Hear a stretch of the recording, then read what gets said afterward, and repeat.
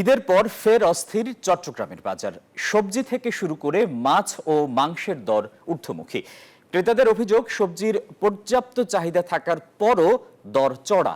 তবে কমেছে আলু, কাঁচামরিচ সহ ডিমের দাম।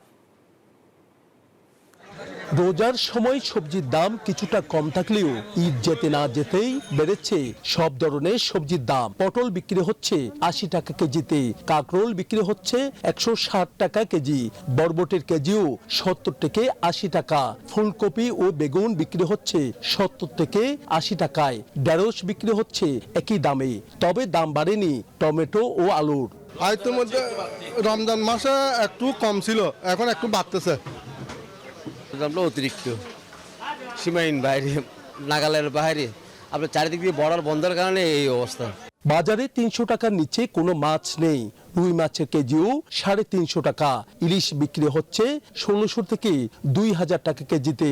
খুবই কম, চাহিদার তুলনায় মাছ নাই তো, তার জন্য মাছের দাম একটু বাড়তি। মাছের দাম দিনকে দিন খালি বাড়তেছে, মাছের দাম এখন পড়বে না।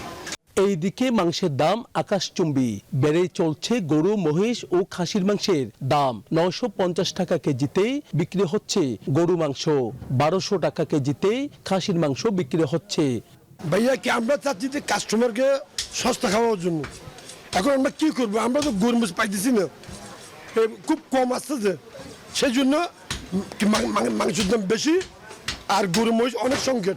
বাজার অনেক হাই, সব জিনিসের দাম বেশি। ৪০ টাকা ৫০ টাকা পটল, সেখানে বসতেছে ৮০ টাকা। তবে দাম কমে ১২০ টাকা ডজনে বিক্রি হচ্ছে ডিম, কাঁচামরিচ বিক্রি হচ্ছে ৪০ টাকা কেজি। নয়ন বড়ুয়া, জয়, নিউজ 24, চট্টগ্রাম।